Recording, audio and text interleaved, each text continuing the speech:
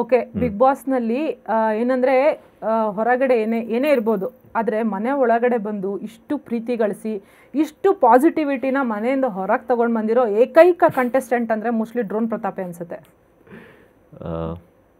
ನನಗೂ ಗೊತ್ತಿರಲಿಲ್ಲ ನಿಜವಾಗ್ಲೂ ನನಗೆ ಏನಾದರೂ ಇಷ್ಟು ಪ್ರೀತಿ ಬೆಂಬಲ ಇದೆ ಅಂತ ನನಗೆ ಮುಂಚಿನ ವಾರಗಳಲ್ಲೇ ಒಂದಷ್ಟು, ಯಾಕೆಂದ್ರೆ ಹೊರಗಡೆ ವಿಚಾರಗಳು ನಮ್ಗೆ ಏನು ಗೊತ್ತಾಗಲ್ಲ. ಆಟ ಆಡ್ಬಿಡ್ತಾ ಇದ್ರಿ ಅಲ್ಲ, ಸ್ವಲ್ಪ ಪಂಚಿಂಗ್ಗಳು ಸ್ವಲ್ಪ ಜಾಸ್ತಿ ಬರೋದೇನೋ ಮುಂಚಿನ ವಾರಗಳಿಂದನೇ.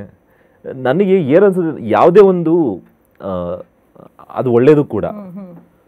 ಸಮಾಜದ ಮೇಲೆ ಭಯ ಇರಬೇಕು ಒಬ್ಬ ಮನುಷ್ಯನಾದವನಿಗೆ. ಅವ್ನು ಸರಿದಾರಿಲಿ ನಡೀತಿದ್ರು ಕೂಡ ಅವ್ನು ಎಷ್ಟೇ ಎತ್ತರಕ್ಕೆ ಬೆಳೀಲಿ, ಎಲ್ಲೇ ಹೋಗಲಿ, ಆ ಭಯ ಇಟ್ಕೊಂಡು ಬದುಕಬೇಕು.